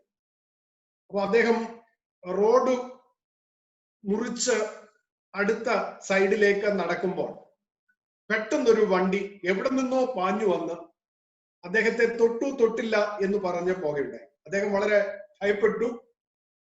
മറു സൈഡിലേക്ക് അദ്ദേഹം എടുത്തു ചാടി. കാർ പെട്ടെന്ന് സഡൻ ബ്രേക്ക് ചെയ്ത് നിർത്തി. ഈ മനുഷ്യൻ എന്തെങ്കിലും പറ്റിയോ എന്നറിയാൻ അദ്ദേഹം എന്നോട് പറഞ്ഞത്, ദൈവം എന്നെ സൂക്ഷിച്ചു, എന്നെ രക്ഷിച്ചു എന്നാണ്. ദൈവം നമ്മോട് സംസാരിക്കുന്നത് ഇങ്ങനെയൊക്കെയാണ്, അല്ലെ? നാം ദൈവത്തെ അറിയുന്നത് നമ്മുടെ ജീവിതത്തിന്റെ അനുഭവങ്ങളിലൂടെ, പ്രാർത്ഥനയിലൂടെയാണ് നാം ദൈവത്തെ അറിയുന്നത് എന്ന് നാം ഒരിക്കലും മനസ്സിലാക്കി. നമ്മുടെ ജീവിതത്തിന്റെ പ്രതിസന്ധി ഘട്ടങ്ങളിൽ, ഭാരങ്ങളിൽ, പ്രയാസങ്ങളിൽ, വേദനകളിൽ, ദുഃഖങ്ങളിലൊക്കെ ദൈവത്തെ നമുക്ക് കൂടുതൽ അടുത്തറിയാൻ കഴിയും എന്നത് നാം എപ്പോഴും ഓർക്കണം. Prayer consists of adoration, confession, praise and supplication. Adoration എന്ന് പറഞ്ഞാൽ ദൈവത്തിനുള്ള പുകഴ്ച, കൺഫെഷൻ അനുതാപം, പശ്ചാത്താപം, പ്രൈസ് സ്തുതിയാണ്, സപ്ലിക്കേഷൻ അപേക്ഷയാണ്, അല്ലെ? നമ്മുടെ പള്ളിയിലെ ആരാധനയുടെ ക്രമം നിങ്ങളൊന്ന് എടുത്തു നോക്കി, നിങ്ങളൊന്ന് ആലോചിച്ച് നോക്കി. നമ്മൾ ആ ബെല്ലടിക്കുന്നു. അപ്പൊ ബെല്ലടിക്കുക എന്ന് പറഞ്ഞാൽ ആരാധന ആരംഭിക്കാൻ പോകുന്നു എന്നുള്ളതിന്റെ ഒരു വിളംബരം. അതാണ് ബെല്ലടിക്കുക. ഇപ്പം നാട്ടിലൊക്കെ ആണെങ്കിൽ 3 ബെല്ലടിക്കും. അപ്പം 7:30-ക്കാണ് ആരാധനയെങ്കിൽ 6 മണിക്ക് 1-ാമത്തെ മണി അടിക്കും, 7 മണിക്ക് 2-ാമത്തെ മണി അടിക്കും. അപ്പം ഇന്ന് ഞായറാഴ്ചയാണ്, ആരാധനയ്ക്ക് ഒരുങ്ങാനായിട്ട് ജനത്തോട് പറയുകയാണ്. അപ്പൊ 3-ാമത്തെ മണി എന്ന് പറയുന്നത് ഇവിടെ ആരാധന ആരംഭിക്കുന്നു എന്നാണ് അതിന്റെ സൂചന, അല്ലെ? അപ്പം ബെല്ലടിച്ചു കഴിഞ്ഞാൽ ഉടനെ നമ്മൾ വെസ്ട്രി സോങ് പാടും, വെസ്ട്രി പ്രെയർ ഉണ്ട്. അവിടെ നാം ദൈവത്തെ സ്തുതിക്കുകയാണ്. പിന്നീട് നമ്മൾ പാട്ടാണ്. വാസ്തവത്തിൽ അതാണ് അഡോറേഷൻ എന്ന് പറയുന്നത്. ആ സ്തുതിയും പുകഴ്ചയും. കഴിഞ്ഞ ഒരാഴ്ച മുഴുവനും കർത്താവെ നീ ഞങ്ങളെ സൂക്ഷിച്ചു, അതിനായിട്ട് ഞങ്ങൾ നിനക്ക് നന്ദി പറയുന്നു. എന്നിട്ട് ദൈവത്തെ പ്രകീർത്തിക്കുന്ന പാട്ടും പാടി നാം ആരാധന ആരംഭിക്കുകയാണ്. അപ്പൊ പിന്നീട് വരുന്ന സ്തുതി ലിത്താനിയാണ്. ദൈവമേ നീ പരിശുദ്ധനാകുന്നു എന്ന് നമ്മൾ ദൈവത്തെ സ്തുതിക്കുകയാണ്. അത് കഴിഞ്ഞിട്ട് നാം ചെയ്തു പോയ തെറ്റുകൾ, പാപങ്ങൾ, പറഞ്ഞു പോയത്, ഇതെല്ലാം ദൈവസന്നിധിയിൽ നമ്മൾ ഏറ്റുപറയുകയാണ്. കർത്താവെ എന്നോട് ക്ഷമിക്കണം. വീണ്ടും നമ്മൾ ദൈവത്തെ സ്തുതിക്കുന്നു ദൈവത്തിന്റെ വചനം വായിക്കുന്നതിലൂടെ. പിന്നീട് നമ്മൾ സപ്ലിക്കേഷനാണ്. നമ്മുടെ ആവശ്യങ്ങളൊക്കെ ദൈവസന്നിധിയിൽ സമർപ്പിച്ച് മധ്യസ്ഥ പ്രാർത്ഥന നടത്തുന്നത് നിങ്ങൾക്ക് അറിയാം. നമുക്ക് മടങ്ങി വരാം. A man praise because God has already touched his spirit. ഒരു മനുഷ്യൻ പ്രാർത്ഥിക്കുന്നത് ദൈവം അവന്റെ ആത്മാവിനെ തൊടുമ്പോൾ. ദൈവം നിങ്ങളെ സ്പർശിച്ചിട്ടല്ലാതെ നിങ്ങൾക്ക് പ്രാർത്ഥിക്കാൻ കഴിയുകയില്ല. അപ്പൊ ദൈവം നിങ്ങളുടെ ആത്മാവിനെ സ്പർശിക്കുമ്പോൾ നിങ്ങൾ പ്രാർത്ഥിക്കും. ഇത് നിങ്ങൾക്ക് എത്രമാത്രം മനസ്സിലായി എന്ന് എനിക്കറിയത്തില്ല. ദൈവത്തെ കുറിച്ചൊരു ചിന്ത നിങ്ങളുടെ മനസ്സിലുണ്ടെങ്കിലേ ദൈവം നിങ്ങളെ സ്പർശിക്കുന്നു. നിങ്ങളുടെ ഊണിലും ഉറക്കത്തിലും, നിങ്ങളുടെ നടപ്പിലും ഇരിപ്പിലും എഴുന്നേൽപ്പിലും, നിങ്ങളുടെ കാര്യാദികളൊക്കെ ചെയ്യുന്ന സന്ദർഭങ്ങളിലും ദൈവമേ എന്നൊരു ചിന്ത നിങ്ങളുടെ മനസ്സിലുണ്ടെങ്കിൽ നിശ്ചയമായും ഗോഡ് ടച്ച് യുവർ സ്പിരിറ്റ്. നിങ്ങളുടെ ആത്മാവിനെ ദൈവം സ്പർശിക്കും. ദൈവം നിങ്ങളുടെ ആത്മാവിനെ സ്പർശിച്ചാൽ നിങ്ങളോട് ആരും പ്രാർത്ഥിക്കാൻ പറയണ്ട, നിങ്ങൾ തന്നെ പ്രാർത്ഥിക്കും. എനിക്കറിയാം, എന്റെ ചെറുപ്പത്തിൽ പലപ്പോഴും വീട്ടില് ഫാദറും മദറും പ്രാർത്ഥിക്കാൻ നിർബന്ധിക്കുമായിരുന്നു. കുറെ കഴിഞ്ഞപ്പോൾ അങ്ങനെ നിർബന്ധിക്കേണ്ട കാര്യമില്ലായിരുന്നു, തന്നെ പ്രാർത്ഥിക്കാൻ തുടങ്ങി. ഇപ്പൊ നമ്മൾ നിർബന്ധിച്ചാ പലപ്പോഴും പ്രാർത്ഥിക്കുന്നത്. ആ നിർബന്ധിച്ചുള്ള പ്രാർത്ഥനയല്ല ദൈവത്തിന് വേണ്ടത്. സ്വമനസ്സാലെ നമ്മൾ ദൈവസന്നിധിയിൽ ഇരുന്ന് ദൈവത്തെ സ്തുതിക്കുമ്പോൾ, ദൈവത്തിന് വേണ്ടി പാടുമ്പോൾ, ദൈവസന്നിധിയിലെ പ്രാർത്ഥിക്കുമ്പോൾ അത് ദൈവം നമ്മിൽ പ്രസാദിക്കുന്ന ഒരനുഭവം. അതുകൊണ്ട് നിങ്ങളുടെ മനസ്സിൽ ദൈവത്തെ കുറിച്ച് ഒരു ചിന്ത എപ്പോഴും ഉണ്ടാകുന്നു എങ്കിൽ ദൈവം നിങ്ങളുടെ ആത്മാവിനെ സ്പർശിക്കും. ആ സമയത്ത് നിങ്ങൾ തന്നെ പ്രാർത്ഥിക്കുമെന്നതിന് തർക്കമില്ല. ഇനി നിങ്ങളുടെ വേദപുസ്തകം എടുക്കാം. Saint John chapter 4 verse 24. Saint John chapter 4 verse 24. ആ വാക്യം ഇതാണ്. ഞാൻ ഇംഗ്ലീഷിലാണ് വായിക്കുന്നത്. God is spirit and those who worship him must worship in spirit and truth. ദൈവം ആത്മാവാകുന്നു. അവനെ നമസ്കരിക്കുന്നവർ ആത്മാവിലും സത്യത്തിലും നമസ്കരിക്കണം. God is spirit and those who worship him must worship in spirit and truth. ഈ വാക്യത്തിന്റെ പശ്ചാത്തലം നമുക്കറിയാം, ബാക്ക്ഗ്രൗണ്ട് നമുക്കറിയാം. യേശു ശമര്യയിലാണ്. ശമര്യക്കാരത്തി സ്ത്രീയുമായിട്ട് യേശു സംസാരിക്കുകയാണ്. ആ സംഭാഷണം ആരംഭിക്കുന്നത് കർത്താവ് അവളോട് കുടിക്കാൻ ചോദിച്ചുകൊണ്ടാണ്. ആ സംഭാഷണം പുരോഗമിക്കുകയാണ്. അവസാനം ആരാധനയില് വന്നു നിന്നു. അവൾ ചൂണ്ടിക്കാട്ടി, ഇതേ ആ മലയിലാണ് ഞങ്ങൾ ആരാധിക്കുന്നത്. അപ്പോൾ യേശു പറഞ്ഞു, യെരുശലേമിലുമല്ല ആ മലയിലുമല്ല ആരാധിക്കുന്നത്, ആ നാഴിക വരുന്നു. അപ്പൊ ദൈവത്തെ ആരാധിക്കുന്നവർ ആത്മാവിലും സത്യത്തിലും നമസ്കരിക്കണം എന്ന് പറയുകയാണ്. God is spirit and those who worship him must worship in spirit and truth. അപ്പൊ ദൈവത്തെ ആരാധിക്കുന്നവർ ആത്മാവിലും സത്യത്തിലും ആരാധിക്കണം. ദൈവത്തിന്റെ ആത്മാവിൽ പ്രാർത്ഥിക്കാൻ കഴിയും. നാം പ്രാർത്ഥിക്കുമ്പോൾ നമ്മുടെ ജീവിതത്തിൽ സത്യം ഉണ്ടായിരിക്കും. നമ്മൾ വെറുതെ പോയി പ്രാർത്ഥിച്ചത് കൊണ്ടൊന്നും പ്രാർത്ഥന ദൈവം കേൾക്കത്തില്ല. ദൈവം പ്രാർത്ഥന കേൾക്കണമെങ്കിൽ നമ്മുടെ പ്രാർത്ഥന ആത്മാർത്ഥതയുള്ളതായിരിക്കണം, റിയൽ ആയിരിക്കണം, സത്യമുള്ളതായി, ട്രൂത്ത് ആയിരിക്കണം. അതുപോലെ തന്നെ ആത്മാവിൽ പ്രാർത്ഥിക്കാനായിട്ട് കഴിയണം. അടുത്ത വാക്യം നിങ്ങൾ എടുക്കണം. Isaiah chapter 1 verse 15. കോൺട്രഡിക്ടറി ആണ് ഈ രണ്ട് വാക്യങ്ങളും, വ്യത്യസ്തമാണ്. നിങ്ങൾ നോക്കിക്കോ. ഞാനിപ്പോ പറഞ്ഞു നിർത്തിയത്, the Lord does not hear every prayer. എല്ലാ പ്രാർത്ഥനയും ദൈവം കേൾക്കുന്നില്ല. നമ്മൾ പ്രാർത്ഥിച്ചു, ഞാൻ ഇങ്ങനെ ഒന്ന് പ്രാർത്ഥിച്ചു എന്ന് പറഞ്ഞതുകൊണ്ടൊന്നും ദൈവം പ്രാർത്ഥന കേൾക്കത്തില്ല. ഇവിടെ ഐസിയ ചാപ്റ്റർ 1 വേഴ്സ് 15 പറയുന്നത്, ഞാൻ ആ വാക്യത്തിന്റെ പകുതിയെ പറയുന്നുള്ളൂ. Even though you make many prayers I will not listen. Even though you make many prayers I will not listen.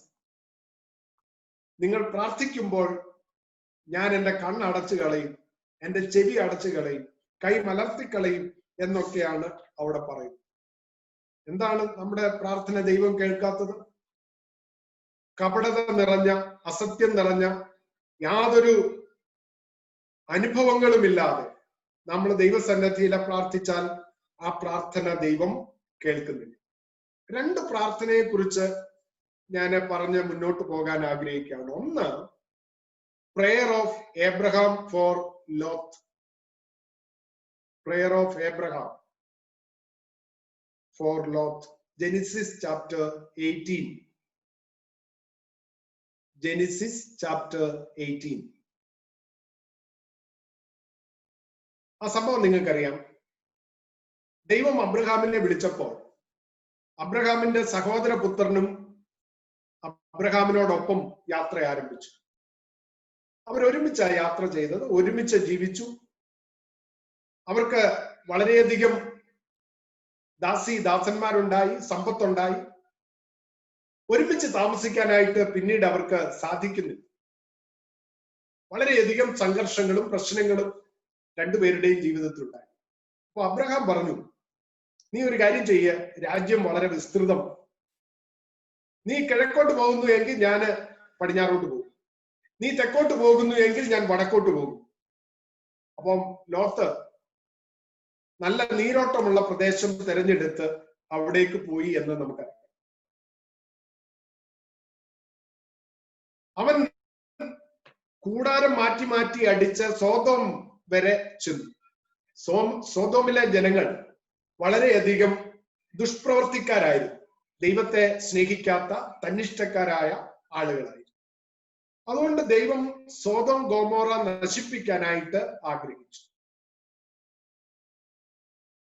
നമുക്ക് സംഭവങ്ങൾ നിങ്ങൾ അത് വായിക്കുമ്പോൾ നിങ്ങൾക്ക് മനസ്സിലാവും. ഈ വൃത്താന്തം ആദ്യം ദൈവത്തിന്റെ ദൂതന്മാര് അബ്രഹാമിനെ അറിയിച്ചു. അബ്രഹാം ലോത്തിനു വേണ്ടി അപേക്ഷിക്കുകയാണ്. ദൈവമേ, ആ രാജ്യത്ത് 50 നീതിമാന്മാരുണ്ടെങ്കിൽ നീ അതിനെ നശിപ്പിക്കുമോ? അപ്പൊ ദൈവം പറഞ്ഞു, ഇല്ല. 40 പേരുണ്ടെങ്കിൽ നീ നശിപ്പിക്കുമോ? ഇല്ല, ഞാൻ നശിപ്പിക്കത്തില്ല. 30, 10 നമുക്ക് കാര്യങ്ങൾ അറിയാം. അബ്രഹാം തന്റെ സഹോദരപുത്രനായ ലോത്തിനു വേണ്ടി ദൈവസന്നിധിയില് മധ്യസ്ഥത അർപ്പിക്കുകയാണ്. രണ്ടാമത്തെ പ്രാർത്ഥന ഏലിയാവിന്റെ പ്രാർത്ഥനയാണ്. 2 Kings chapter 18. 2 രാജാക്കന്മാരുടെ പുസ്തകം 18-ാം അധ്യായം. 2 Kings chapter 1 Kings. 2 Kings അല്ല, 1 Kings. 1 രാജാക്കന്മാരുടെ പുസ്തകം 18-ാം അധ്യായം. അന്ന് ആഹാബാണ് രാജാവ്, ഇസബേലാണ് രാജ്ഞി. യഹൂദ ജനം മുഴുവനും ദൈവത്തിൽ നിന്നകന്ന് ഐഡൽസിനെയൊക്കെ ആരാധിക്കുന്ന കാലഘട്ടമാണ്. അപ്പൊ ദൈവത്തിൽ നിന്ന് അവരാകുന്നു. അതുകൊണ്ട് ദേശത്ത് 3.5 വർഷം മഴ പെയ്തില്ല. ഏലിയാവാണ് ദൈവത്തിന്റെ പ്രവാചകൻ എന്ന് നാം വായിക്കും. അങ്ങനെ കർമ്മേൽ എന്ന് പറയുന്ന പർവ്വതത്തിന്റെ മുകളിൽ ഈ ഏലിയാവ് ആഹാബ് രാജാവിനെയും ജനത്തെയും വിളിച്ചുകൂട്ടി. എന്നിട്ട് അവരോട് ചോദിക്കുന്നുണ്ട്, നിങ്ങൾ എത്രത്തോളം 2 തോണിയിൽ കാൽ ചവിട്ടും? 2 വള്ളത്തിൽ എത്രത്തോളം കാൽ ചവിട്ടും? യഹോവ ദൈവമെങ്കിൽ നിങ്ങൾ യഹോവയെ ആരാധിക്കണം, അല്ല ബാലാണ് ദൈവമെങ്കിൽ നിങ്ങൾ ബാലിനെ ആരാധിക്കണം. അങ്ങനെ ഒരു വ്യവസ്ഥ ഉണ്ടാക്കുകയാണ്. അന്നത്തെ ആരാധനയുടെ ക്ലൈമാക്സ് എന്ന് പറയുന്നത് സാക്രിഫൈസ് ആണ്, യാഗം. അപ്പൊ 2 യാഗങ്ങൾ നടക്കാനായിട്ട് പോകുകയാണ്. ആദ്യത്തെ ചാൻസ് ബാലിന്റെ പ്രവാചകന്മാർക്ക് നൽകി. അവര് 450 പേരുണ്ടായിരുന്നു. അങ്ങനെ അവരൊരു യാഗപീഠം പണിതു, യാഗവസ്തുവിനെ അറുത്തു. പക്ഷെ തീ ഇടാതെ സ്വർഗത്തിൽ നിന്ന് തീ ഇറക്കി ഈ യാഗവസ്തുവിനെ ദഹിപ്പിക്കുന്ന ആളാണ് യഥാർത്ഥ ദൈവം എന്നുള്ള നിബന്ധനയുണ്ട്. ബാലിന്റെ പ്രവാചകന്മാർ പ്രാർത്ഥിച്ചു, ഒന്നും സംഭവിക്കുന്നില്ല. എന്നാൽ ഭോജനയാഗത്തിന്റെ സമയത്ത് ഏലിയാവ് യാഗപീഠം ഉണ്ടാക്കി, നന്നാക്കി, വിറകടുക്കി, യാഗവസ്തുവിനെ വെട്ടി യാഗപീഠത്തിന്മേൽ വെച്ചു. ദൈവത്തോട് പ്രാർത്ഥിച്ചു, ദൈവമേ, നിന്റെ നിയോഗം അനുസരിച്ചാണ് ഞാൻ ഇതെല്ലാം ചെയ്യുന്നത് എന്ന് ഇവിടെ നിൽക്കുന്ന ഈ ജനം മനസ്സിലാക്കേണ്ടതിന് സ്വർഗത്തിൽ നിന്ന് തീ ഇറക്കി ഈ യാഗത്തെ ദഹിപ്പിക്കണമെന്ന് പറയുമ്പോൾ ക്ഷണത്തിൽ സ്വർഗത്തിൽ നിന്ന് തീ ഇറങ്ങി ആ യാഗപീഠത്തെ ദഹിപ്പിക്കുകയാണ്. ഇവിടെ ഈ രണ്ട് പ്രാർത്ഥനയിൽ ഒന്നാമത്തെ പ്രാർത്ഥന ഒരു മധ്യസ്ഥതയാണ്, ഒരു ഇന്റർസെക്ഷനാണ്. തന്റെ സഹോദര പുത്രന് വേണ്ടി അബ്രഹാമിന്റെ മധ്യസ്ഥതയാണ്. രണ്ടാമത്തെ പ്രാർത്ഥന എന്ന് പറയുന്നത് ദൈവനാമം മഹിമപ്പെടുന്നതിന് വേണ്ടിയുള്ള ഒരു പ്രാർത്ഥന. ദൈവം, യഥാർത്ഥ ദൈവം യഹോവയാണെന്ന് ജനങ്ങൾ തിരിച്ചറിയണം, അതിനുവേണ്ടിയുള്ള ഒരു പ്രാർത്ഥനയായിരുന്നു എന്ന് നമുക്ക് അറിയാം. അപ്പൊ അതുകൊണ്ട് പ്രാർത്ഥന എന്ന് പറയുന്നത് മറ്റുള്ളവർക്ക് വേണ്ടി പ്രാർത്ഥിക്കുന്നത് കൂടെയാണ്. അതൊരു ഇന്റർസെക്ഷനാണ്. ദൈവത്തിന്റെ നാമം മഹിമപ്പെടുന്നതിന് വേണ്ടിയുള്ള പ്രാർത്ഥന ആയിരിക്കും. വീണ്ടും ഞാൻ നിങ്ങളുടെ ശ്രദ്ധ ഇവിടേക്ക് ക്ഷണിക്കുകയാണ്. ഇവിടെ 3 പോയിന്റുകൾ എഴുതിയിട്ടുണ്ട്. ഒന്ന്, perseverance in prayer. Perseverance in prayer, മടുത്തു പോകാതെ പ്രാർത്ഥിക്കണം, ഇടവിടാതെ പ്രാർത്ഥിക്കണം, അല്ലെ? എന്ന് പറഞ്ഞാൽ എന്താ? നിങ്ങൾ യാചിക്കുന്നത് ലഭിക്കുന്നത് വരെ പ്രാർത്ഥിക്കണം. until your prayer is answered. നിങ്ങളുടെ പ്രാർത്ഥനയ്ക്ക് മറുപടി ലഭിക്കുന്നത് വരെ പ്രാർത്ഥിക്കാൻ കഴിയണം. അതാണ് പെർസിവിയറൻസ് ഇൻ പ്രയർ. ഇവിടെ ലൂക്ക് ചാപ്റ്റർ 11 വേഴ്സസ് 5 to 10 ഒരു സംഭവം രേഖപ്പെടുത്തിയിട്ടുണ്ട്. അടുത്തടുത്ത് താമസിക്കുന്ന 2 വീട്ടുകാർ, അവർ വളരെ സ്നേഹിതരാണ്. തൊട്ടടുത്തടുത്ത് താമസിക്കുന്ന 2 വീടുകൾ, അവർ വളരെ ഫ്രണ്ട്സാണ്. ഇത് കർത്താവിന്റെ കാലഘട്ടത്തിലെ വീടുകളാണ്, നമ്മൾ എപ്പോഴും ഓർക്കണം. യഹൂദയിലെ ഒരു സംഭവമായിട്ടും ചിന്തിക്കണം. ഒരു അർദ്ധരാത്രി സമയത്ത് ഒരു സ്നേഹിതൻ അതിലൊരാളുടെ വീട്ടിൽ വന്നു. അദ്ദേഹം വളരെ വിശന്ന് വളരെ ദൂരെ നടന്ന് ക്ഷീണിച്ചു വന്നു. അപ്പൊ അദ്ദേഹത്തിന്റെ മുമ്പിൽ വിളമ്പുവാൻ ആ വീട്ടിൽ ഭക്ഷണം. അപ്പോൾ ആ സ്നേഹിതൻ ഓടി തന്റെ അടുത്ത വീട്ടിൽ ചെന്നിട്ട് കതകിന് മുട്ടി. അർദ്ധരാത്രിയാണ്. ഒരു മുറിയുള്ള വീടാണ് അന്നത്തെ യഹൂദയിലെ വീടുകൾ. അപ്പനും അമ്മയും കുഞ്ഞുങ്ങളും അത്യാവശ്യം വേണ്ടുന്ന ജീവജാലങ്ങളും ആടോ അതുപോലുള്ള മൃഗങ്ങളും ഇവരോടൊപ്പം ആ മുറിയിലാണ് കഴിയുന്നത്. അങ്ങനെയുള്ള ആ വീട്ടിൽ ചെന്ന് വിളിക്കുമ്പോൾ ഇവിടെ ഭക്ഷണമുണ്ട്, അപ്പമുണ്ട്, പക്ഷെ എഴുന്നേറ്റ് തരാൻ നിവർത്തിയില്ല. കുഞ്ഞുങ്ങൾ എന്റെ കൂടെ കിടക്കുന്നു, ഞാൻ എഴുന്നേറ്റാൽ ഈ വീട് മുഴുവനും ഡിസ്റ്റർബ്ഡ് ആവും എന്ന് പറയുമ്പോഴും ഈ സ്നേഹിതൻ വീണ്ടും വീണ്ടും മുട്ടിക്കൊണ്ടിരിക്കുകയാണ്. അവസാനം അവൻ എഴുന്നേറ്റ് വേണ്ടുവോളം ഭക്ഷണം കൊടുക്കുന്നതായി നാം അവിടെ വായിക്കുന്നു. എന്നിട്ട് അവസാനം പറയുന്നത് Luke chapter 11 verse 9, ask and it will be given you, search and you will find, knock and the door will be open for you. പ്രാർത്ഥിക്കുക എന്ന് പറഞ്ഞാൽ നിങ്ങൾ ചോദിക്കുന്നത് നിങ്ങൾക്ക് ലഭിക്കും, നിങ്ങൾ അന്വേഷിക്കുന്നത് നിങ്ങൾ കണ്ടെത്തും, നിങ്ങൾ മുട്ടുന്നത് നിങ്ങൾക്കായി തുറക്കപ്പെടും. അതുകൊണ്ട് പെർസിവിയറൻസ് ഇൻ പ്രയർ, മടുത്തു പോകാതെ പ്രാർത്ഥിക്കും, ഇടവിടാതെ ദൈവത്തോട് പ്രാർത്ഥിക്കും. രണ്ടാമത്തെ സംഗതി ഫാദേഴ്സ് ജനറോസിറ്റിയാണ്. അപ്പൊ നമ്മൾ പ്രാർത്ഥിക്കുന്നത് ദൈവത്തോടാണ്. സകലത്തെയും സൃഷ്ടിച്ച സ്വർഗീയ പിതാവിനോടാണ് നമ്മൾ പ്രാർത്ഥിക്കുന്നത്. ആ സ്വർഗീയ പിതാവ് എന്ന് പറയുന്നത് വളരെ ജനറസ് ആണ്, കൈൻഡ് ആണ്, ലവിങ് ആണ്, ഫോർഗിവിങ് ആണ്, ടോളറബിൾ ആണ്.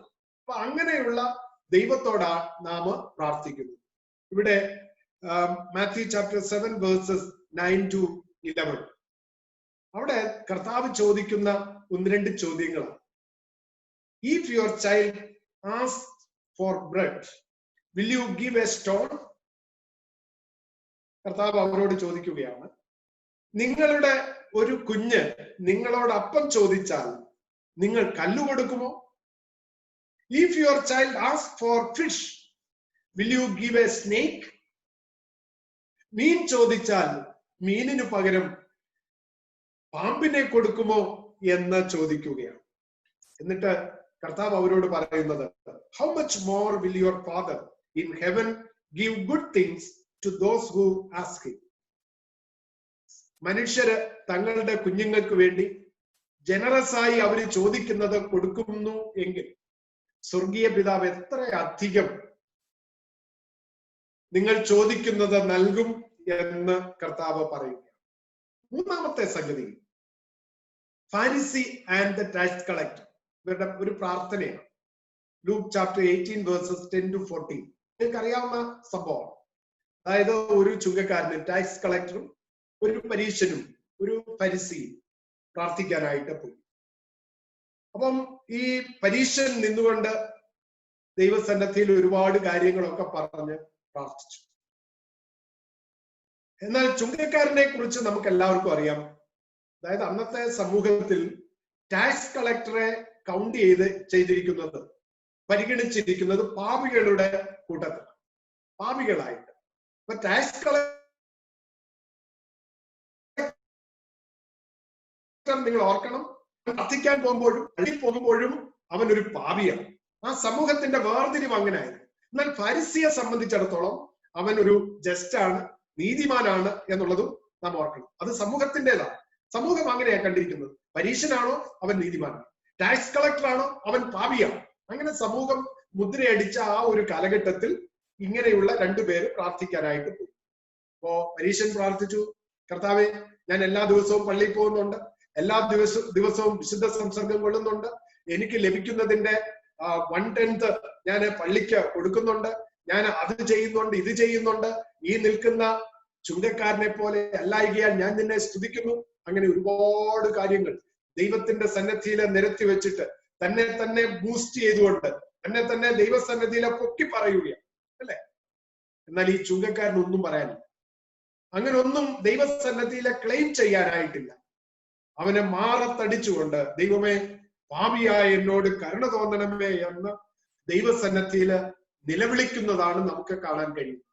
അവസാനം നാം വായിക്കുന്നുണ്ട്, അവൻ നീതീകരിക്കപ്പെട്ടവനായി വീട്ടിലേക്ക് പോയി, എന്നാൽ മറ്റവനോ അങ്ങനെ ആയിരുന്നില്ല. അപ്പൊ നമ്മൾ കാണുന്ന, നമ്മൾ പറയുമല്ലോ, ഭക്തിയുടെ വേഷത്തിലല്ല ദൈവം പ്രാർത്ഥന കേൾക്കുന്നത്. ഞാൻ മുമ്പേ ഒരു ഒരു സംഭവം സൂചിപ്പിച്ചതുപോലെ, നമ്മൾ പ്രാർത്ഥിക്കുന്നതിന് മുമ്പ് കുളിക്കണം, നല്ല കാര്യമാണ്. കുളിച്ചത് കൊണ്ട് മാത്രം ദൈവം പ്രാർത്ഥന കേൾക്കത്തില്ല. നിങ്ങളുടെ പുറമെ നിങ്ങൾ വെടിപ്പാക്കിയത് കൊണ്ടും എന്നെ പോലെ ഒരു വെള്ളക്കുപ്പായ ഇട്ടതുകൊണ്ടും ദൈവം പ്രാർത്ഥന കേൾക്കണമെന്നില്ല. മറിച്ച് നമ്മുടെ ഹൃദയം വിശുദ്ധീകരിക്കപ്പെടണം. നമ്മുടെ ഹൃദയത്തിന്റെ കപടതകൾ, നമ്മുടെ തെറ്റുകൾ, നമ്മുടെ കുറവുകൾ, നമ്മുടെ പോരായ്മകൾ, നമ്മുടെ പാപങ്ങൾ ദൈവസന്നിധിയിൽ ഏറ്റുപറഞ്ഞ് ഉപേക്ഷിക്കാനായിട്ട് നമുക്ക് കഴിയണം. അങ്ങനെയുള്ള അധരത്തിൽ നിന്ന് പുറപ്പെടുന്ന പ്രാർത്ഥനയാണ് ദൈവം കേൾക്കുന്നത്. ഇവിടെ ചുങ്കക്കാരൻ മാറത്തടിച്ച് നിലവിളിച്ച് സ്വർഗത്തേക്ക് പോലും നോക്കുവാൻ വകിയാതെ, ദൈവമേ, പാപിയായ എന്നോട് കരുണ തോന്നണമേ എന്ന് നിലവിളിച്ചപ്പോ അവൻ നീതീകരിക്കപ്പെട്ടവനായി വീട്ടിലേക്ക് പോയി എന്ന് നാം വായിക്കും. Christ insist on humility and patience in prayer and warns against a sense of self superiority. അപ്പൊ നമ്മുടെ പ്രാർത്ഥനയില് ക്ഷമയും വിനയവും ഉണ്ടായിരിക്കണമെന്ന് ദൈവം ആഗ്രഹിക്കുന്നു. Humility and penitence. അപ്പൊ ക്ഷമയും വിനയവും നമ്മുടെ പ്രാർത്ഥനയിൽ ഉണ്ടായിരിക്കണമെന്ന് ദൈവം ആഗ്രഹിക്കുന്നു. മാത്രവുമല്ല, നമ്മുടെ സെൽഫ് സുപ്പീരിയോറിറ്റിയെ, ഞാൻ കേമനാണ്, എനിക്ക് ഇന്നിന്ന കഴിവുകളുണ്ട്, ഞാൻ ഇന്നതൊക്കെ ദൈവത്തിന് കൊടുത്തിട്ടുണ്ട് എന്നൊക്കെ പറയുന്ന അവകാശവാദങ്ങളല്ല ദൈവം പരിഗണിക്കുന്നത്. നാം ദൈവസന്നിധിയിൽ എത്രമാത്രം വിനയപ്പെടുന്നു, എത്രമാത്രം നാം മറ്റുള്ളവരോട് പൊറുക്കുന്നു, ക്ഷമിക്കുന്നു, ഇതൊക്കെയാണ് ദൈവം നമ്മിൽ നിന്ന് പ്രതീക്ഷിക്കുന്നത്. അങ്ങനെയുള്ള പ്രാർത്ഥനയാണ് ദൈവം കേൾക്കുന്നത്. Self humiliation in prayer means acceptance with God. Self exaltation in prayer hides God's face. ഞാൻ ഒന്നുകൂടെ പറയാം. Self humiliation in prayer means acceptance with God. Self-exaltation in prayer hides God's face. നമ്മുടെ സ്വയം നമ്മെ താഴ്ത്തുമ്പോൾ ദൈവം നമ്മെ അംഗീകരിക്കും. നമ്മെ സ്വയം ഉയർത്തുകയാണെങ്കിൽ ദൈവം തന്റെ മുഖം മറച്ചു കളയും. അപ്പൊ നമ്മുടെ പ്രാർത്ഥന കേൾക്കണമെങ്കിൽ ദൈവസന്നദ്ധിയിൽ നമ്മെ വിനയപ്പെടുത്തും. കർത്താവെ, ഞാൻ ഒന്നുമില്ല, നിന്റെ സന്നദ്ധിയിലെ പുകഴുവാൻ എനിക്കൊന്നുമില്ല, അവകാശപ്പെടാൻ ക്ലെയിം ചെയ്യാൻ എനിക്കൊന്നുമില്ല, നിന്റെ കൃപ ഒന്ന് മാത്രമേ ഉള്ളൂ എന്ന് നാം പറയുകയാണെങ്കിൽ നമ്മെ ദൈവം അംഗീകരിക്കും. അല്ല, ഞാൻ അത് ചെയ്യുന്നുണ്ട്, ഞാൻ ഇന്നാർക്ക് ഇന്നത് കൊടുത്തു, ഞാൻ മറ്റേത് ചെയ്തു, മറിച്ചത് ചെയ്തു, ദശാംശം കൊടുത്തു, ഇതൊന്നും പറഞ്ഞത് കൊണ്ട് ദൈവം നമ്മെ അംഗീകരിക്കണമെന്നില്ല. മറിച്ച് നാം ദൈവസന്നിധിയില് നമ്മെ വിനയപ്പെടുത്തുന്നു എങ്കിൽ ദൈവം നമ്മുടെ പ്രാർത്ഥന കേട്ട് നമ്മെ അനുഗ്രഹിക്കും എന്നതിന് യാതൊരു തർക്കവും. അടുത്ത ക്ലാസ്സിൽ നാം പഠിക്കുന്നത് ലോർഡ്സ് പ്രയർ, കർത്താവിന്റെ പ്രാർത്ഥനയാണ്. അതായത് കർത്താവിന്റെ അടുക്കൽ ശിഷ്യന്മാരെ ചോദിച്ചു, ലൂക്ക് ചാപ്റ്റർ 11 വേഴ്സസ് 1 to 4.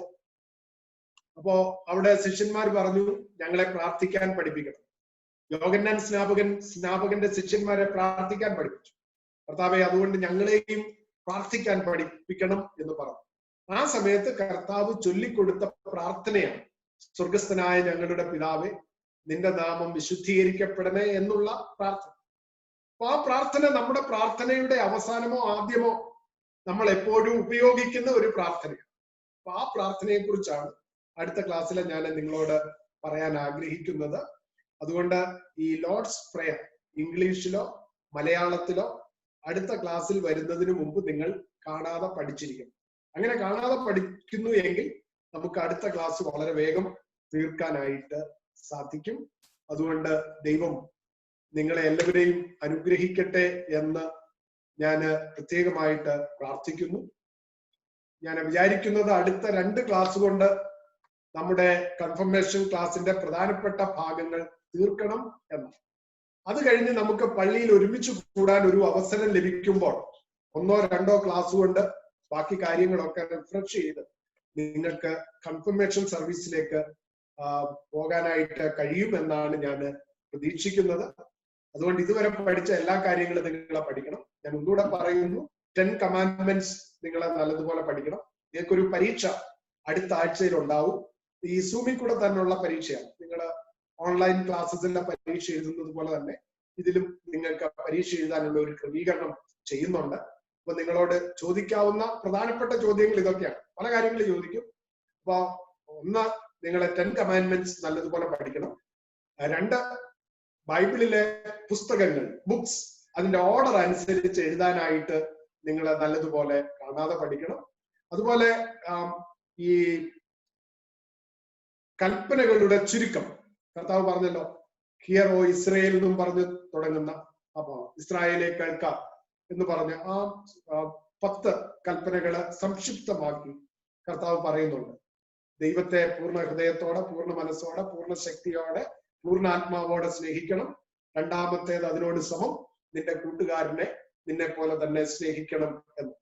അത് കഴിഞ്ഞിട്ട് നൈസിൻ ക്രീഡ് നിങ്ങൾ കാണാതെ പഠിക്കണം.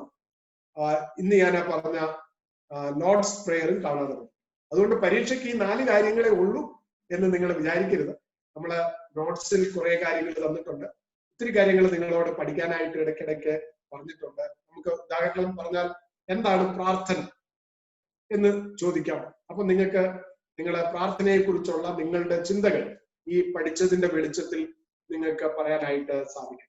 എന്താണ് ഫെയ്ത്ത് എന്ന് പറയുന്നത്, ഇങ്ങനെയുള്ള കാര്യങ്ങളൊക്കെ വേണമെങ്കിൽ ചോദിക്കാനായിട്ട് പറ്റും. അതുകൊണ്ട് നിങ്ങൾ പഠിച്ച കാര്യങ്ങളൊക്കെ നല്ലതുപോലെ പഠിക്കണം. വേണമെങ്കിൽ നിങ്ങൾക്ക് ഈ ക്ലാസ്സുകൾ വീണ്ടും നിങ്ങൾക്ക് ഇരുന്ന് കേൾക്കാനായിട്ട് പറ്റും, അല്ലെ? നിങ്ങൾക്കറിയാം ഓരോ ക്ലാസ്സും നമ്പർ 1, നമ്പർ 2, നമ്പർ 3 ആ ക്രമത്തില് ഇതെല്ലാം നെറ്റിൽ കിടപ്പുണ്ട്. അതുകൊണ്ട് നിങ്ങൾക്ക് വീണ്ടും അത് ഒന്നുകൂടെ കേൾക്കണമെങ്കിൽ നിങ്ങൾക്ക് കേൾക്കാം. നല്ലതുപോലെ പഠിക്കണം. പഠിക്കുന്നതിലൊക്കെ ഉപരി നിങ്ങളുടെ ജീവിതത്തിൽ ഒരു സ്പിരിച്വൽ ഡിസിപ്ലിൻ ഉണ്ടാകേണ്ടത് വളരെ ആവശ്യം നിങ്ങൾക്കുണ്ട് എന്ന് ഞാൻ കരുതുന്നു. രാവിലെയും വൈകിട്ടും നിങ്ങൾ പ്രാർത്ഥിക്കണം. അതോടൊപ്പം തന്നെ വേദപുസ്തകത്തിൽ 10 വാക്യമെങ്കിലും നിങ്ങൾ വായിക്കും. രാവിലെയും വൈകിട്ടും 10 വാക്യം വീതമെങ്കിലും. ഒന്നുകിൽ നിങ്ങൾക്ക് സ്ക്രിപ്ചർ യൂണിയന്റെ കാർഡ് ഉപയോഗിച്ച് നിങ്ങൾക്ക് വായിക്കാം, അല്ലെങ്കിൽ നിങ്ങൾക്ക് തന്നെ അടയാളം വെച്ച് 10 വാക്യം വീതം വായിക്കാനായിട്ട് പറ്റും. പ്രാർത്ഥിക്കുമ്പോൾ ഒരു കാര്യം നിങ്ങൾ ചിന്തിക്കണം. നിങ്ങൾ പ്രാർത്ഥിച്ചു കഴിഞ്ഞിട്ട് നിങ്ങൾക്ക് 2 മിനിറ്റ് കൊണ്ട് പ്രാർത്ഥിക്കാം, അല്ല 3 മിനിറ്റ് കൊണ്ട് പ്രാർത്ഥിക്കാം.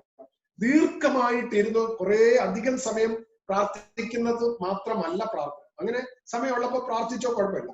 പക്ഷെ പ്രാർത്ഥിക്കുമ്പോൾ നിങ്ങളുടെ മനസ്സ് ഏകാഗ്രമായിരിക്കണം, കോൺസെൻട്രേഷൻ ഉണ്ടാകണം.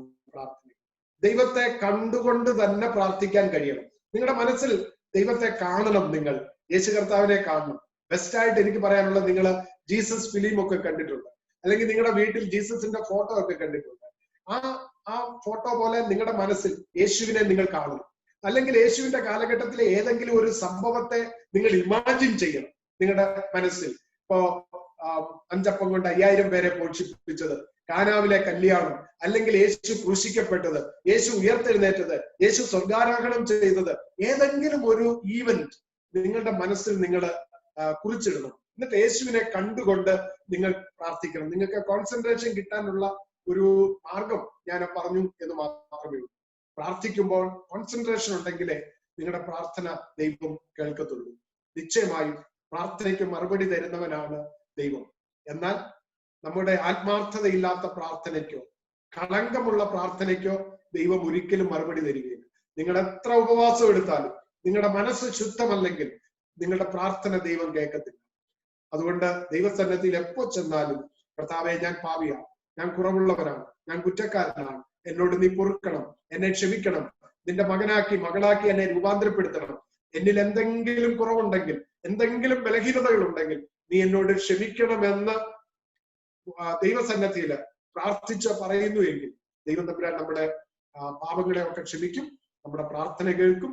നിങ്ങൾ ഏറ്റവും അനുഗ്രഹിക്കപ്പെട്ടവരായിട്ട് തീരും. ആയതിന് ദൈവം നിങ്ങൾക്ക് കൃപ ചെയ്യട്ടെ എന്ന് പ്രത്യേകമായിട്ട് പ്രാർത്ഥിക്കാം. ഞങ്ങളെ സ്നേഹിക്കുന്ന കർത്താവേ, ഞങ്ങൾക്ക് നൽകി തന്ന ഈ വിലയേറിയ അവസരത്തിനായി ഞങ്ങൾ നിന്നെ സ്തുതിക്കുന്നു. ഒരു സ്പിരിച്വൽ ഡിസിപ്ലിൻ ഉള്ളവരായി ജീവിപ്പാൻ നീ ഞങ്ങൾക്ക് സഹായിക്കണമേ. നിന്നെ കുറിച്ചൊരു ചിന്ത എപ്പോഴും ഞങ്ങളുടെ ജീവിതത്തിൽ നൽകണമെന്ന് ഞങ്ങൾ നിന്നോട് പ്രാർത്ഥിക്കും. അങ്ങനെയെങ്കിൽ അവിടുന്ന് ഞങ്ങളുടെ ആത്മാക്കളെ സ്പർശിക്കുമെന്ന് ഇന്ന് ഞങ്ങളെ കേട്ടല്ലോ. കർത്താവെ, യഥാർത്ഥമായി നിന്നോട് പ്രാർത്ഥിക്കുന്നവരായി, നിന്റെ വചനം വായിക്കുന്നവരായി, ധ്യാനിക്കുന്നവരായി, നിന്നിൽ നിന്ന് കേൾക്കുന്നവരായി ജീവിപ്പാൻ തിരുമേനി സഹായിക്കണമെന്ന് പ്രാർത്ഥിക്കുന്നു. പ്രത്യേകിച്ച് ഈ കുഞ്ഞുങ്ങളെ എല്ലാവരെയും അവരുടെ കുടുംബങ്ങളെയും കർത്താവ് അനുഗ്രഹിക്കണമേ. വിശ്വാസത്തിൽ അവരെ ഉറപ്പിക്കണമേ. പ്രത്യാശയാൽ അവരുടെ ഹൃദയങ്ങളെ നിറയ്ക്കണമേ. അവരുടെ കുറവുകളെ ഒക്കെ ക്ഷമിക്കണമേ. അവിടുത്തെ വരവിനായിട്ടും നിന്റെ മക്കളെ ഒരുക്കണമെന്ന് യേശു രക്ഷിതാവിന്റെ വിലയേറിയ നാമത്തിൽ ഞങ്ങളുടെ പ്രാർത്ഥന കേൾക്കണമേ. ആമേൻ. നമ്മുടെ കർത്താവായ യേശു ക്രിസ്തുവിന്റെ കൃപയും പിതാവായ ദൈവത്തിന്റെ സ്നേഹവും പരിശുദ്ധാത്മാവിന്റെ കൂട്ടായ്മയും നടത്തിപ്പും കാവലും നിങ്ങൾ എല്ലാവരോടും കൂടെ ഇപ്പോഴും എന്നേക്കുണ്ടായിരിക്കുമാറാകട്ടെ. ആമേൻ.